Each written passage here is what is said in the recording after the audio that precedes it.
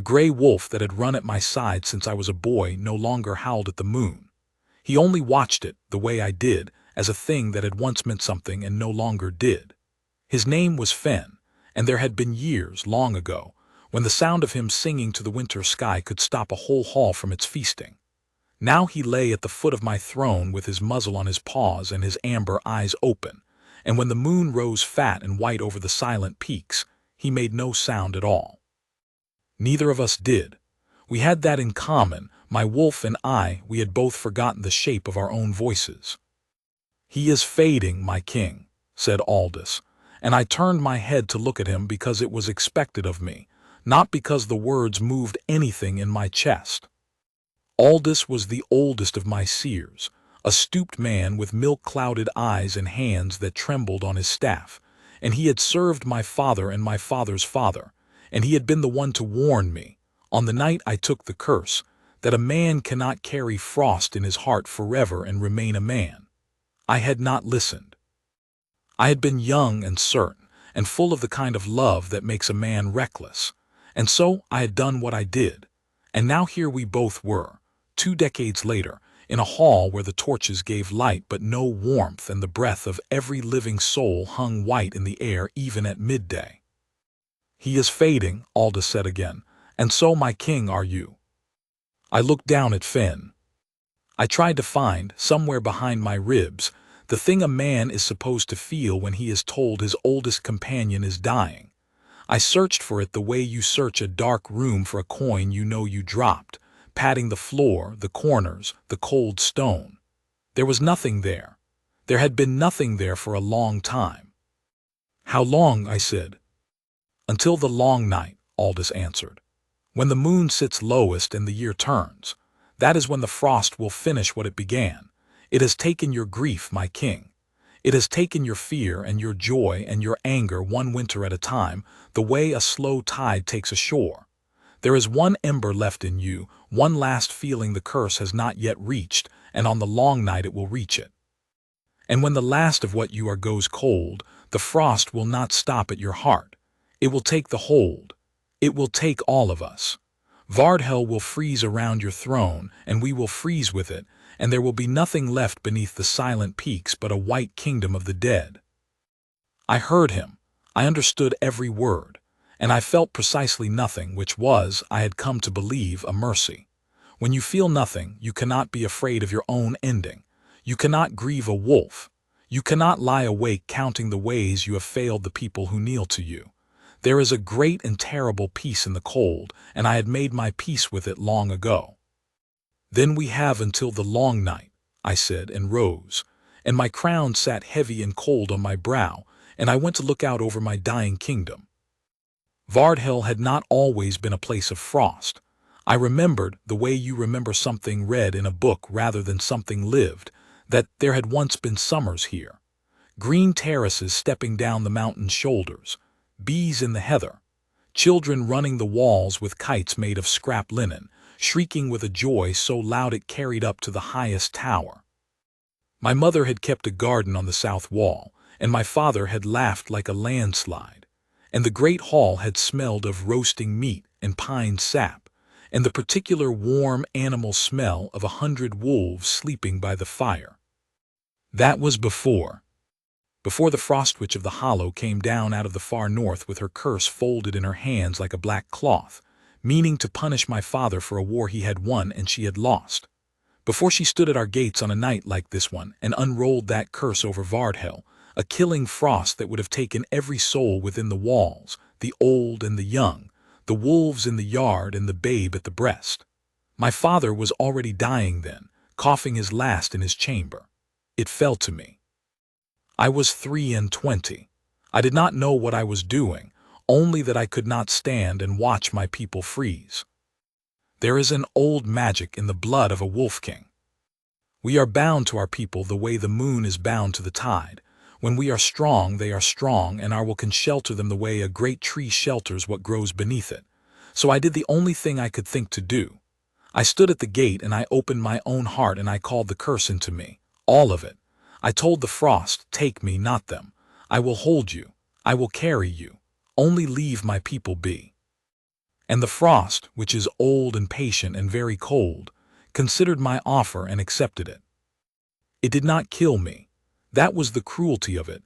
The frost witch had wanted my father to suffer, and now she had a son who would suffer instead for far longer than any death. The curse could not take Vardhel so long as I held it in my heart. But it could take me slowly, feeling by feeling, hollowing me out like meltwater hollows ice, until one long night far in the future it would reach the last of me. And then, with nothing left to hold it, it would spill out and take the hold after all. So I had bought my people 20 years. 20 years of a king who could not weep at a funeral or laugh at a jest or fear an enemy or love a woman. 20 years of ruling justly and coldly, of hearing my people's troubles and dispensing my people's mercy with the exact, even-handed fairness of a man who felt nothing for any of them, and therefore favored none. They called me the Winter King, and they were not wrong, and they did not know, most of them, that their king had frozen himself so that they might stay warm. I never told them. What would have been the point? I could not have felt their gratitude if they had offered it. The healers came over the years. My counsel would not let it rest. They brought me herb women and bone setters and star readers, and a woman who claimed she could pull sickness out through the soles of a man's feet. They brought me a monk who had walked from the southern deserts, and a girl who could speak to the dead, and a man with a box of southern spices that he swore could wake any heart. And they all came into my cold hall and did their work and looked into my eyes and went away shaking their heads. There is nothing here, they said. Whatever was in this man, the frost has already taken it. He is a lamp with no oil left. You cannot warm what is empty. And I would nod, because they were right, and I would send them away with gold and safe passage, and feel nothing at all as the great doors closed behind them. So when my steward came to me, a fortnight before the long night, and told me that a woman had come up the mountain road asking to see the king because she had heard he had a silence in him that needed listening to, I very nearly turned her away without a glance. Another healer, I said. Not a healer, my king. My steward, Bran, was a broad-shouldered man with a soft heart he had learned to keep quiet in my hall. She says she is a keeper of the hearth songs from the far valleys. She says, he hesitated. She says she does not heal, she listens. She says there are sounds in the world that most people have stopped being able to hear, and that she can hear them, and that she has come a long way because she heard, all the way down in her valley, that the Winter King had gone quiet in a way that wasn't natural, and she wanted to listen to it. Fen lifted his head from his paws. It was such a small thing. He had not lifted his head in weeks. He lay by my throne like a rug of gray fur, and the servants had taken to stepping over him as though he were furniture. And now, at the mention of a woman none of us had ever seen, my old wolf raised his gray muzzle and turned his amber eyes toward the doors, and his ears came forward. I noticed it. I want to be clear about that because it matters to what came after. I did not feel anything at Fen lifting his head. I could not, but the cold, clear, calculating part of me that had ruled Vardhel for 20 years without a heart to trouble it, that part took note. In 20 years no visitor had made my wolf lift his head. Send her in, I said. She came in out of the snow, and the first thing I will tell you about her is that she was not afraid of my hall. Everyone was afraid of my hall. It was a beautiful, terrible place, vaulted in black stone, hung with the banners of a dozen dead winters, lit by torches that gave a light like ice under the moon, and no heat whatsoever, so cold that frost grew in ferns and feathers across the high windows even at noon. Grown warriors came into that hall, and their courage failed at the threshold. Envoys from the southern kingdoms shivered and stammered, and could not meet my eyes. She walked in as though she were walking into a friend's kitchen. She was not young. I want to say that plainly, for the sake of honesty, because so much foolishness is spoken about youth and love. She was a woman grown, perhaps 30 winters, perhaps more, with the strong plain hands of someone who had done real work all her life, and a face that had known both weeping and laughter and kept the marks of both. She wore a traveling cloak the gray-brown of a wren's wing, worn thin at the shoulders, mended with careful stitches at the hem. Her hair was dark and threaded with the first silver, bound back simply. She was not a great beauty in the way the ballads mean it.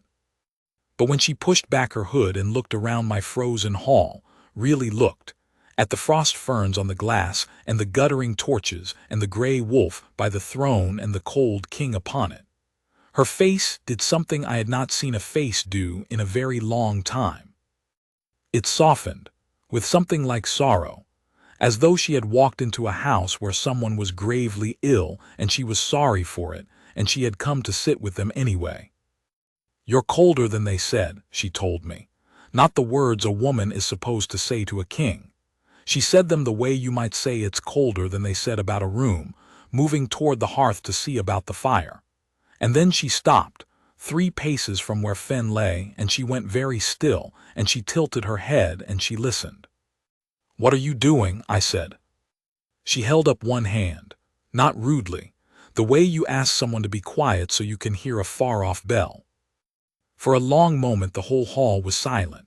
My guards by the doors, my steward at my shoulder, Aldous on his stool with his clouded eyes. All of us watching this valley woman stand in the middle of my dead hall with her head tilted and her eyes half closed, listening to something none of us could hear. Then she opened her eyes and looked at me, and I have thought about that look every day since. There was no fear in it. There was no pity in it either, though it had been close to pity when she came in. What was in it was something far worse, something I had no defense against, because I had built all my defenses against pity and fear and had none left over for this. What was in it was hope. "You're not empty," she said. "They told me you were empty. They're wrong." She took a step closer, and Fen did not growl, and no wolf let a stranger step toward his king without growling. "There's something still alive in you, way down under all that ice. It's very small and it's very tired and it's been alone for a long, long time." Her voice caught just slightly. "But it's still there. I can hear it." "There is nothing there," I said. "The wisest seers in the north have looked. My own seer has told me the last of me will die on the long night. There is nothing left to hear." "They looked," she agreed. "That's the trouble. You can't find this by looking. Looking is loud." She smiled, and it was a rueful, tired, kind smile, the smile of a woman who has spent her life being told she is fanciful by people who cannot do the one thing she can do. "You have to be quiet. You have to be so quiet that you can hear the sound a single ember makes when it's the last one left in a cold grate, that little tick, tick, tick it makes, refusing to go out. That's what I do. I listen for the embers everyone else has given up for dead." She looked at me steadily. "And you have one, Winter King. I've come a long way to tell you that you have one." I should have sent her away. That is the truth of it. I had heard 100 hopeful people say 100 hopeful things, and I had sent every one of them down the mountain with gold in their pack and no change in my heart. And I should have done the same with her, because there was no ember, because I had felt the inside of myself for 20 years and it was cold all the way down. But my wolf had lifted his head, and she was not afraid of my hall. And in 14 days the long night would come and I would die and Vardhul would freeze, and I realized, absolutely nothing left to lose. "Stay then," I said. "Listen if you can hear anything. When you cannot, you will go down the mountain with gold like all the others." "I don't want your gold," she said. "Everyone wants gold." "I want you to feel something before you die," she said simply. "That's all I came for. It seemed a shame is all. A whole king freezing to death without ever getting to feel the fire that killed him." She unclasped her thin cloak and folded it over her arm, businesslike, as though the matter were settled. "My name is Neve. What do I call you when it's just the two of us and there's no court to hear? Not Winter King. That's their name for you. What's yours?" No one had asked me my own name in longer than I could remember. "Kaelin," I said. "Kaelin," she repeated, and she said it the way you set something down gently on a table carefully so it would not break. "All right, Kaelin, let's see about that ember." That was the first day. For the first 3 days, She did nothing but sit with me, and I have never in my life been so unsettled by so little. She did not touch me. She did not chant or burn herbs or press her thumbs into the soles of my feet. She simply sat. In the morning she would come into the hall wrapped in a shawl of undyed wool and settle onto a stool a little way from my throne, and she would take out some small handwork, a sock she was knitting, a wooden bird she was whittling, and she would sit and work and be quiet, and every so often she would go still and tilt her head and listen to me the way you listen to a house settling in the night. I do not know how to explain what it did to me, being listened to like that. I had been looked at all my life. A king is nothing but looked at. Everyone in my hall watched me every moment for the smallest sign of my will, because my will was law and their lives turned on it. But no one had ever simply listened to me, not for what I said, but for what I was, the low, steady note of me underneath the words. She listened to me the way a mother listens to a sleeping child through a wall, alert for the one breath that catches. On the third day I said, because the quiet had become unbearable, "What do you hear?" She did not stop knitting. "Right now, mostly the cold. It's very loud, you're cold. It's like standing next to a great slow river of ice. It's easy to hear the cold. Anybody could." Her needles clicked. But underneath it, every so often when the cold goes quiet for a moment, she held up one finger, listened. "There." Just then, tick, she smiled at her knitting. "There it is again, tick, your ember, small and stubborn and all alone down there, keeping itself alive out of pure spite, I think. It's the most stubborn ember I've ever heard. 20 years alone in the dark and it still won't go out." "You are imagining it," I said. "There is nothing to hear." "Maybe," she said comfortably. "I've been wrong before, but I don't think I'm wrong about this." She set down her knitting and looked at me, and there was that terrible hope again, patient and unhurried. "Kaelin, I'm going to ask you to do something and you're going to tell me it's foolish and you're going to be right, and I want you to do it anyway. I want you to try to be quiet with me. Not court quiet, you're very good at court quiet, you've made a whole kingdom out of it. I mean quiet, quiet. I want you to stop patrolling the inside of yourself for a moment. Stop standing guard over all that ice. Just sit here next to me and let it be and see if you can hear what I hear. I have felt nothing for 20 years. I didn't ask you to feel," she said gently. "I asked you to listen. They're different. You've forgotten that they're different. Everybody forgets. They think if they can't feel a thing, it isn't there, and so they stop listening for it, and then of course they never hear it, and that just proves them right." She picked her knitting back up. "But a thing can be there and be too small to feel and still be heard if you're quiet enough. That's the whole secret. That's the only thing I know that other people don't." Click, click. "So, be quiet with me, Kaelin. It costs you nothing. You're going to freeze to death in 11 days either way. You may as well spend a little of the time listening. I have ruled a kingdom. I have led wolves into battle and held a mountain hold against 3 winters of siege, and stood at a gate and taken a killing curse into my own heart. And I will tell you that the hardest thing I have ever done, the thing that cost me the most, was to sit on my cold throne beside a valley woman with a sock in her hands and stop standing guard over the frozen inside of myself. Because I had been standing guard for a reason. I understood that the moment I let the guard down, the numbness was not only the curse's doing. Somewhere in those 20 years I had chosen it. I had learned that if I went looking for feeling and found nothing, it hurt in a way that having no feeling at all did not. And so I had stopped looking, and I had built the whole cold architecture of myself around not looking, around not listening, around the flat gray piece of a man who has agreed with his own emptiness so as not to be tormented by it. And now she was asking me to open that, to be quiet, to listen down into the dark and cold place where the frost witch's curse had eaten everything I was, and to find out whether she was right that something down there was still, impossibly, refusing to die. I did it because I had nothing left to lose. I closed my eyes. I stopped patrolling. I let the ice be ice and did not brace against it, and I listened. For a long time there was only the cold, the great slow river of it she had spoken of, roaring in its silence, the sound of 20 years of frost. I nearly gave it up. And then the cold seemed to draw a breath, the way a wind does between gusts, and in the gap in the perfect stillness, so faint I could not have sworn to it, so small I might have made it up. Tick. I opened my eyes. Neve was watching me, her needles gone still, and she was smiling and her eyes were wet. There you are, she whispered. You heard it.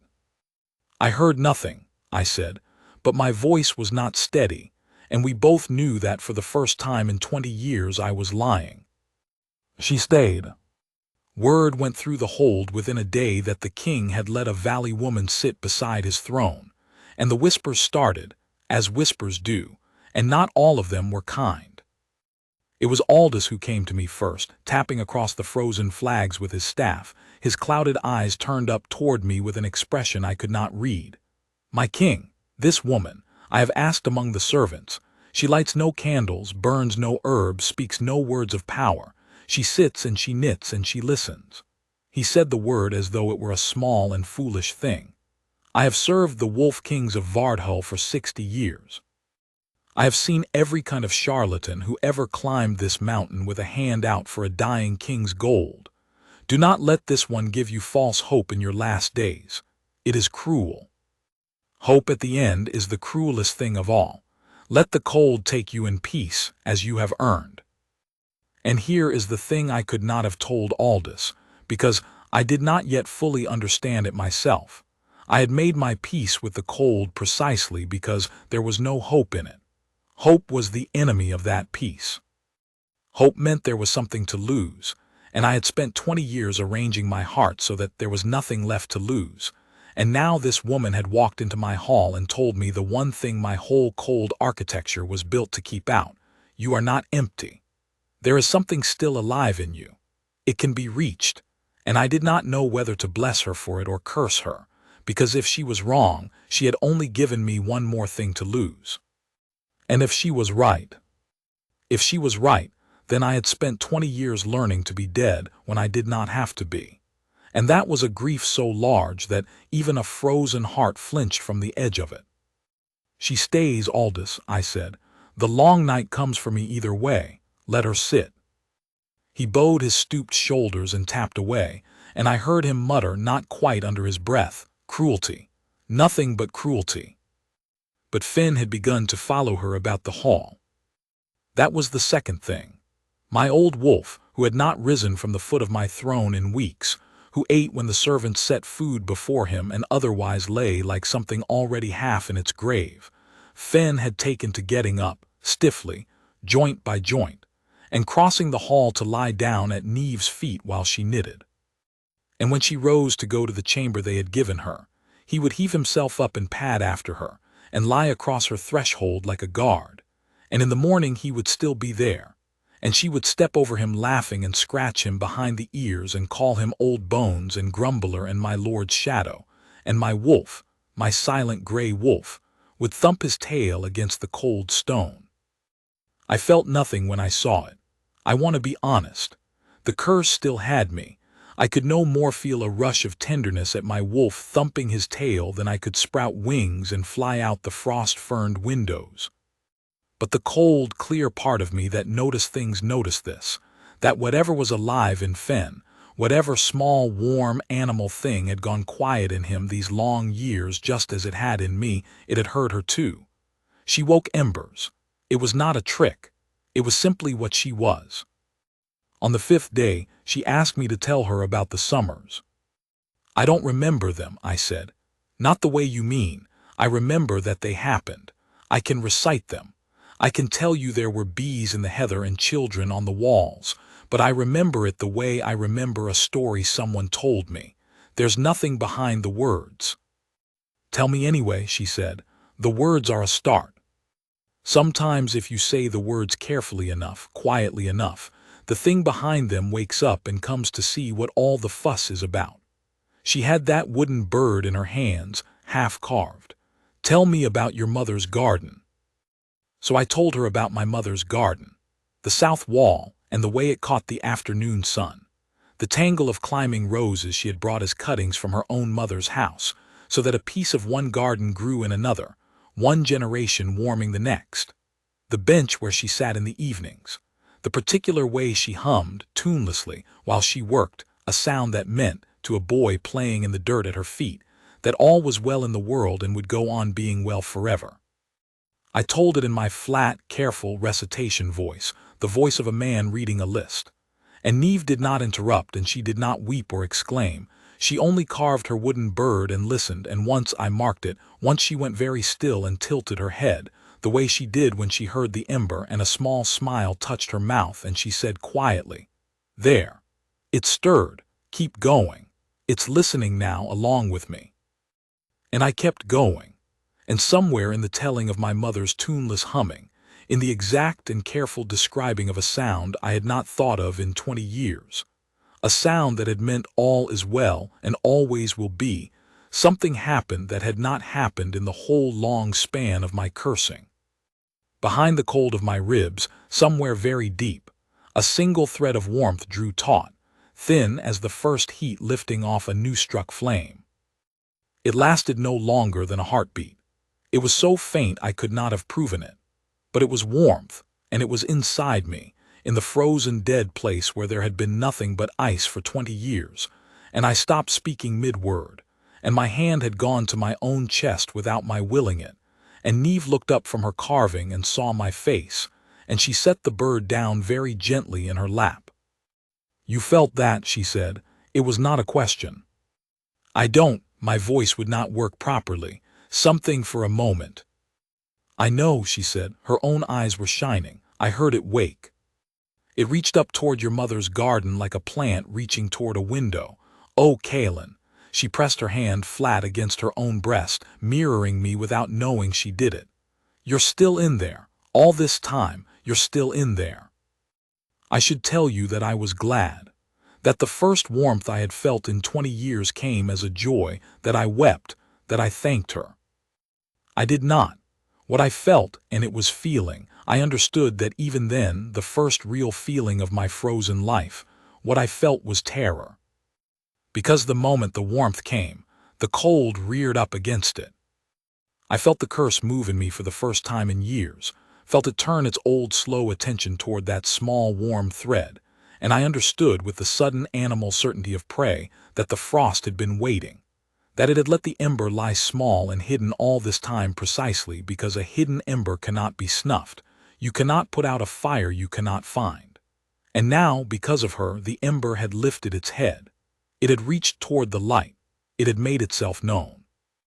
And in doing so, it had made itself something the curse could finally reach. "You have to stop," I said, and I heard the fear in my own voice, foreign and terrible. "Neve, you have to stop. You are not saving it. You are waking it up so the frost can find it. It survived because it hid. You are dragging it out into the open 11 days before the long night. And the long night is exactly when the curse comes for the last of me. And now you have shown it where the last of me is." She went pale. I saw the thought land in her, and I saw her understand it because she was not a fool. She had spent her life listening to embers, and she knew, better than anyone alive, exactly how fragile the last one is.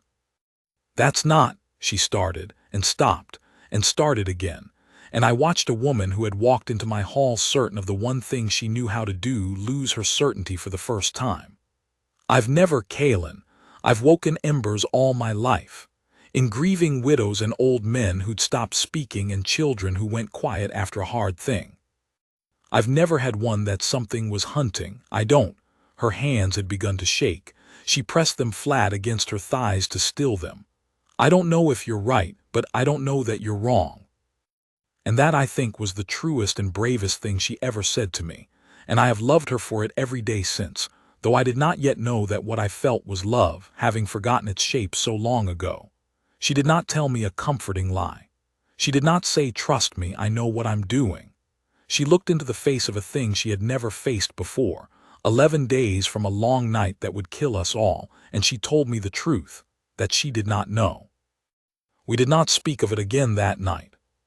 She rose, and Finn rose with her, and she paused at the door of the hall and looked back at me across all that cold black stone, and she said, "Whatever happens, Whatever we decide, I'm glad you got to feel your mother's garden again, even if it was only for a heartbeat, even if it costs us.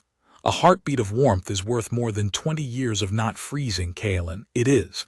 I'd stake my life on it. She almost smiled. I suppose I have. And she went out and my wolf went with her, and I sat alone on my cold throne and put my hand against my chest and searched, and found, deep down, the ember awake now, unhidden, ticking away in the dark like a heart that would not be told it had stopped. And I felt the frost turn its slow attention toward it, patient as a glacier, certain of its prize. 9 days. She did not run. That is the thing I keep coming back to. Any sensible woman would have gone down the mountain the next morning. She had done what she came to do. She had proven the king was not empty. She had woken his last ember. And now that ember was in danger she had not foreseen, and the long night was coming, and there was gold at the gate and a whole life waiting for her down in her green valley where the embers she woke did not have a curse hunting them. Any sensible woman would have gone. She stayed. She came into my hall the next morning with her jaw set and shadows under her eyes that told me she had not slept, and she pulled her stool closer to my throne than she ever had before, and she said, "All right. I've been thinking about it all night. Here's what I think. I think you're right that I woke it, and I think you're right that the frost can find it now, and I think that means we can't put it back to sleep. It's too late, it's awake, and a hunted thing that goes back to sleep just gets caught sleeping." She had a fierce, frightened brightness about her. "So we can't hide it. The only thing left to do is the opposite. We have to make it big." "Big," I said. "The frost wants a small ember alone in the dark," she said. "One tired little feeling it can pinch out between 2 cold fingers, so we don't give it that. Between now and the long night we wake everything we can, every warm thing you ever felt and forgot. Your mother's garden, your father's laugh, Fen howling at the moon when you were a boy, every single one.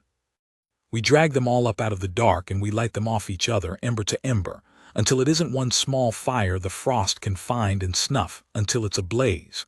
Until you're so full of warmth that when the long night comes and the curse reaches for the last of you, there is no last of you, there's just all of you.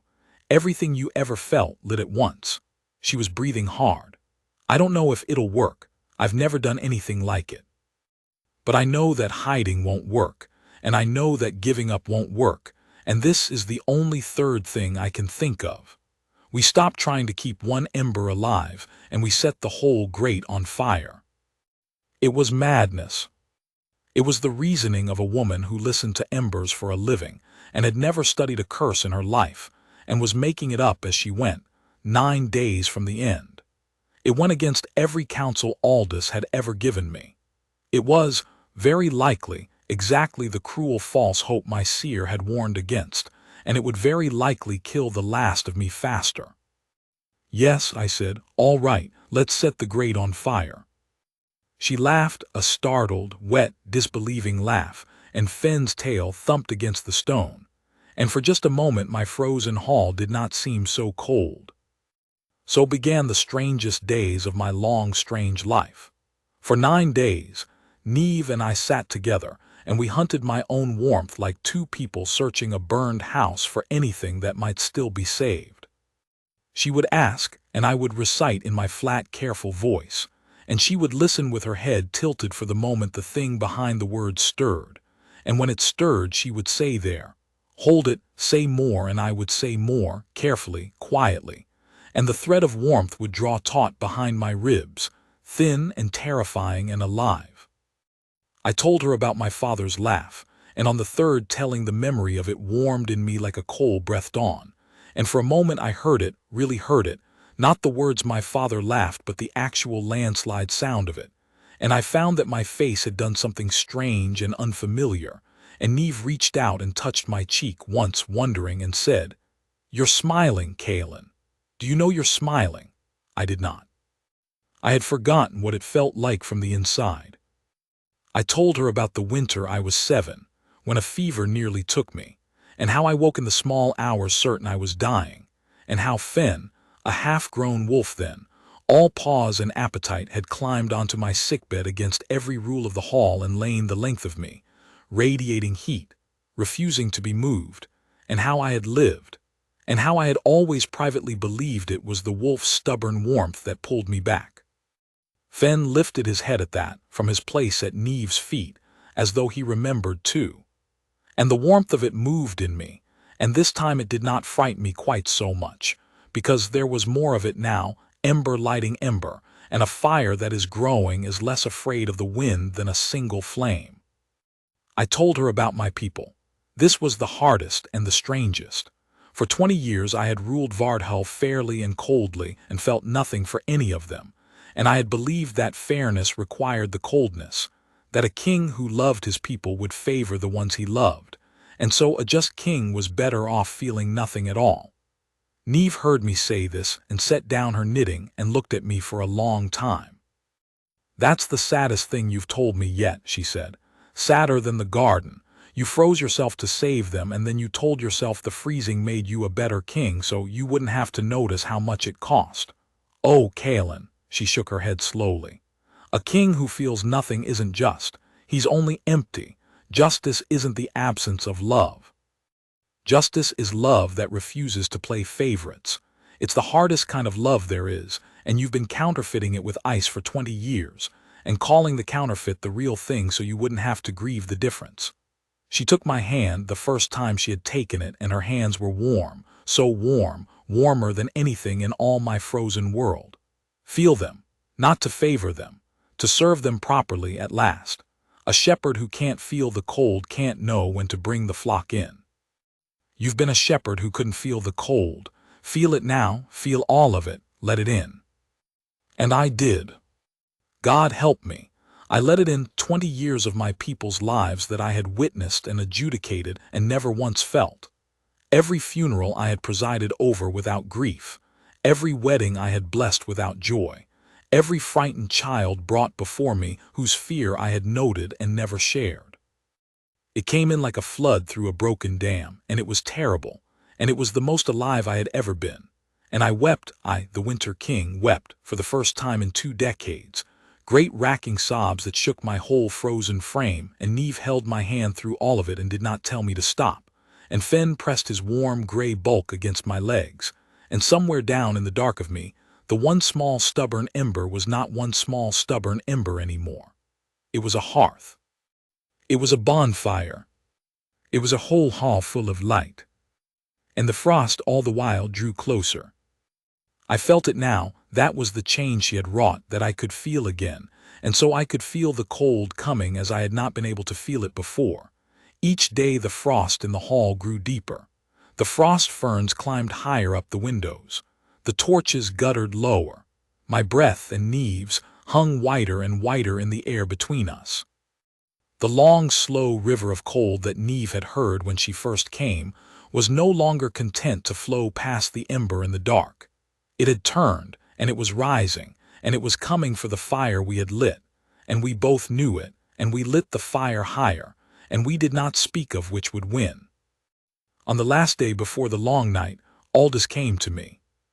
He had watched all of it, the weeping, the smiling, the woman holding the king's hand, the wolf risen from his deathbed to follow her about the hall, and he came tapping across the frost with his clouded eyes and his trembling staff, and I braced for his warning, for cruelty, nothing but cruelty. He stopped before my throne. He was quiet a long moment. "I have served the wolf kings of Vardhel for 60 years, he said at last. "I served your grandfather who was hard, and your father who was proud, and you who have been cold. And in all those 60 years, my king," his old voice cracked, "in all those 60 years I have never seen a king of Vardhel smile upon his throne, not once. I had come to believe the crown of this hold forbade it." He lowered himself, joint by joint, until he knelt on the frozen stone, and he bowed his stooped head. "I told you hope was cruelty. I was wrong. I was an old man who had given up, and I mistook my own surrender for wisdom, as old men do. Whatever this woman is doing, whatever fire she has lit in you, do not let me, or the cold, or your own long habit of freezing, put it out. Burn, my king. On the long night, burn as bright as you can. And if you burn out, his clouded eyes lifted to mine and they were wet. If you burn out, then you will have died warm, having felt your mother's garden one last time, and that is a better death than the one I counseled you toward. Forgive an old fool his caution. I came down from my throne, I, who had not left my throne to go to any man in 20 years, and I raised my old seer up from the cold floor with my own hands, and I felt, for the first time, what I felt for him, gratitude and long affection, and grief, for all the years I had ruled beside him without feeling either. And I embraced him, and he wept against my shoulder, and Neve stood a little apart with her hand pressed to her mouth and tears running freely down her face, and Fen lifted his gray muzzle toward the high frost-ferned windows. Tomorrow is the long night, I said. Whatever comes, you have served this hold well, Aldous, better than it deserved, better than its king deserved. Its king, said Aldous, has surprised me at the very end. And I find that I am glad to be surprised. I thought I was too old for it. He wiped his eyes and took up his staff. I will pray tonight to whatever still listens over these frozen peaks, not that you be spared. Prayers for sparing are rarely answered in my long experience. A faint, wry, ancient smile. I will pray that you burn. That is a prayer the cold cannot answer, and so it may yet be granted. He tapped away, and the last day guttered down toward the long night. That evening, the eve of the long night, the eve of my ending, I went to find Neve, and I found her in the chamber they had given her, sitting on the edge of her bed with her thin, mended cloak already folded in her lap, and a saddle-bag on the floor, and I understood before she said a word. I've packed you nothing, I said. You're leaving. No, she looked up and her face was ruined with crying and fierce. No, I'm not leaving. I packed it and then I couldn't. I've been sitting here an hour, unable to put it on my shoulders. She threw the cloak down. Kaelin, listen to me.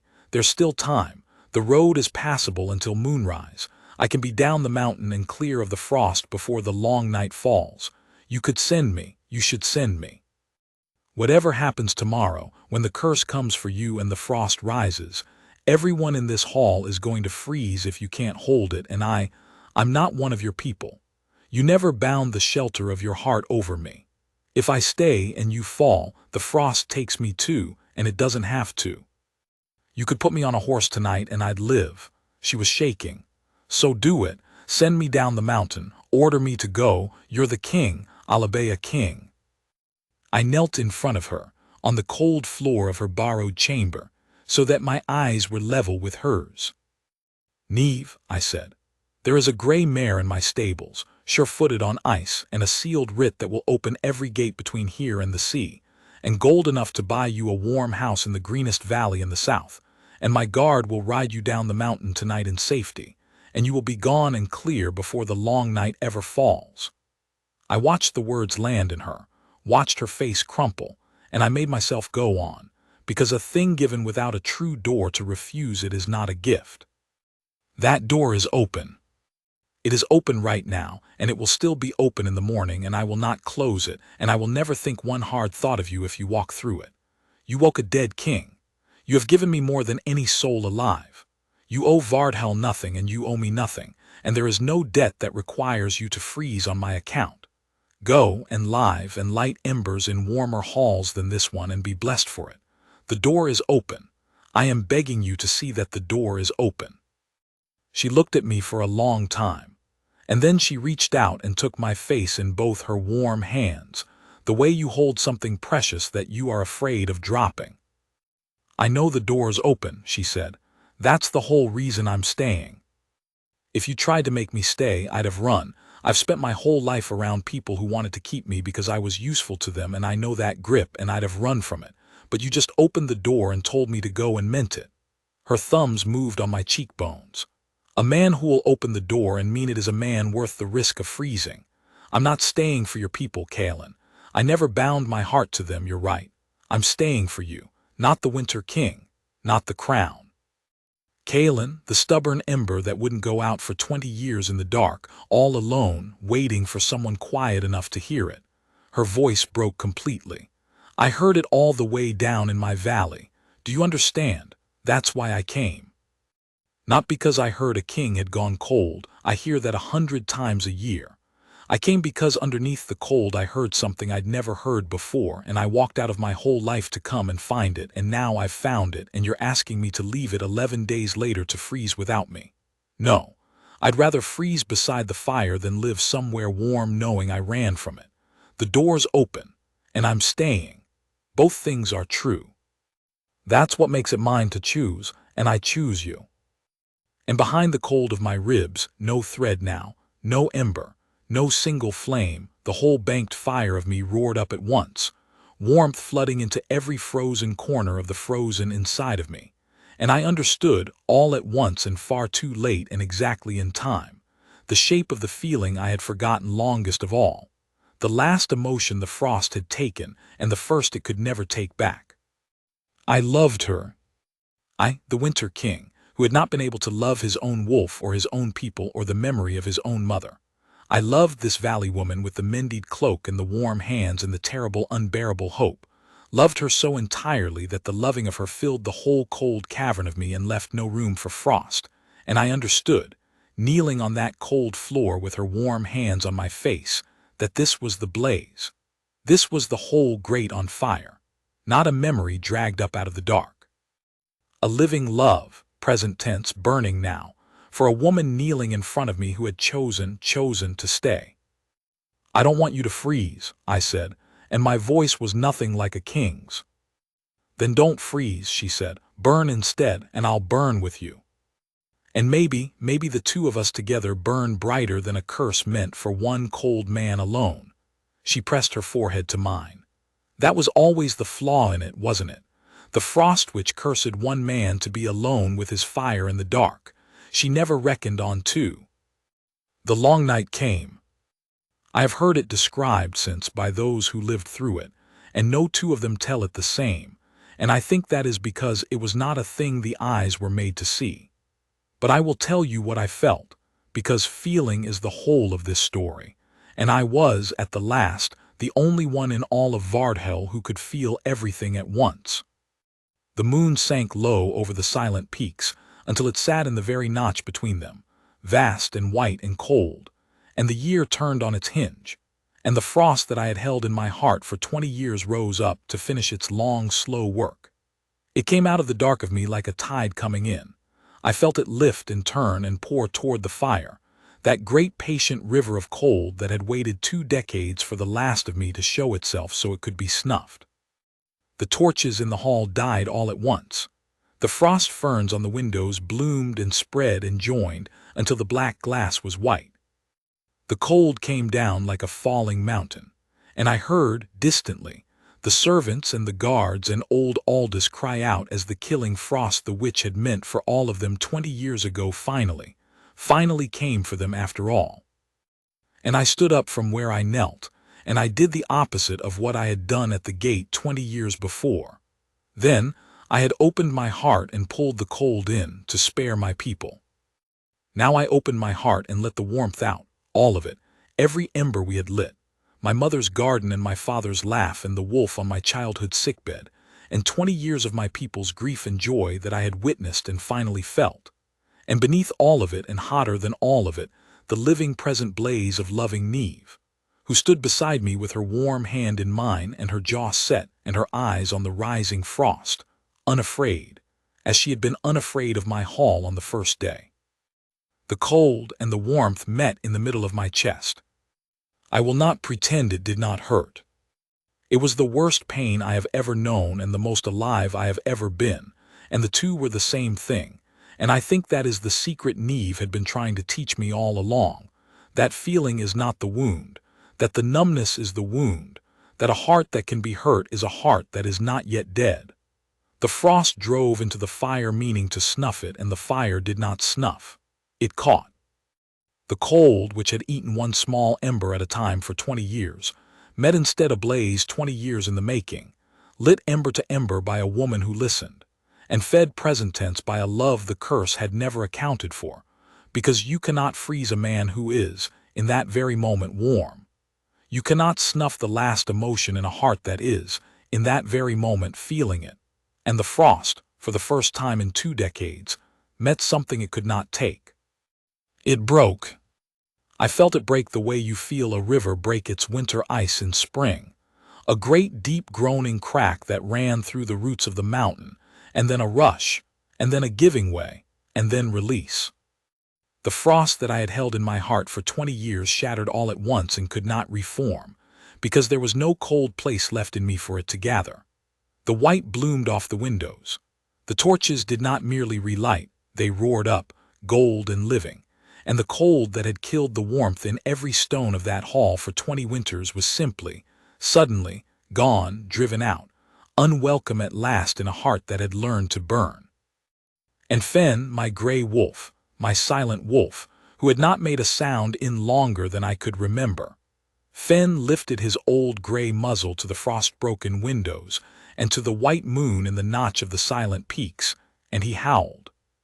He howled, and it was the sound of my whole boyhood, the sound that had once stopped a hall from its feasting, the sound of a warm animal thing that had gone quiet for 20 years and was quiet no longer, and out in the yard, and beyond the walls, and up and down the whole mountain, the other wolves of Vardhel woke and answered him, one and then a dozen and then 100, until the long night rang from peak to peak with the singing of wolves. And the people of Vardhel came out of their chambers into a hall full of gold torchlight and living warmth, breath no longer white in the air, and they wept and they laughed and they did not know, most of them, what had happened, only that the cold that had lived in the bones of their hold all their lives had lifted, and that their king stood in the middle of it with tears on his face and a valley woman's hand in his, and that he was, for the first time any of them had ever seen, smiling. Neve was laughing and weeping at once, both her hands pressed to her mouth, and she looked at me, and I do not have the words for how she looked at me, so I will not try to counterfeit them. I heard it, she said. Right at the end, I've never heard anything like it. It wasn't one ember anymore, Kaelin. It was the whole thing lit at once. It was so loud I couldn't hear the cold at all. She laughed helplessly. You burned so bright. You lit it, I said. You kept it, she said, 20 years in the dark, alone. You kept one ember alive against a curse for 20 years, out of pure stubbornness, when no one was listening and no one would ever know. She shook her head, wondering. I only came and heard it. You're the one who kept it burning long enough to be heard. We were married in the spring, the first spring Vardhel had seen in 20 years. My mother's roses, which I had thought long dead, put out green shoots along the south wall where the sun had returned, and the bees came back to the heather, and children ran the walls with kites, shrieking, and I stood on the terrace and felt all of it. The sun, the noise, the sharp, sweet ache of a joy I had forgotten a heart could hold, and beside me stood my queen, who had walked out of her whole green life to come and listen to a dead king's last ember, and who had chosen, when the door stood open, to stay. Fen lived 3 more years, and howled every one of them, and died at last warm by a living fire with his gray head in Neve's lap, an old wolf who had gotten back the sound of his own voice before the end, and I grieved him properly, with the full grief of a heart that could feel again, and I would not have traded that grief for all the numb peace of my frozen years, because Neve had taught me the last thing, the thing beneath all the other things, that the cold is not the absence of the fire.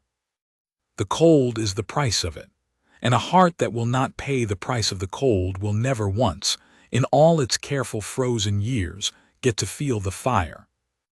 I am an old man now, or nearly, and I have ruled Vardhel a long time, warm all the years of it. And I no longer count the winters, the way I did in the cold days, ticking off the years the curse had left me. I count something else now. Neve taught me. She said it to me once early before the long night when I was still learning the shape of my own heart, and I did not understand it then, and I understand it now. Don't count the winters, Kaelin, she said. Any fool can count the winters. Count the times you felt something and let yourself feel it.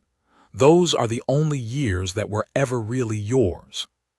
So that is what I count now in the warm dark, with my queen's breath soft beside me and the wolves singing on the mountain and the last torch guttering gold instead of white. Not the cold years, but the warm ones. Not the winters I survived, but the fires I finally let myself feel. And I have found, counting them, that a single ember kept alive in the dark against all reason, and then heard, and then lit into a blaze by the one soul quiet enough to listen for it. A single ember is enough to warm a whole frozen kingdom, and a whole frozen life, and a whole frozen king, if only he can be brought at the very last to stop guarding the cold and let himself burn.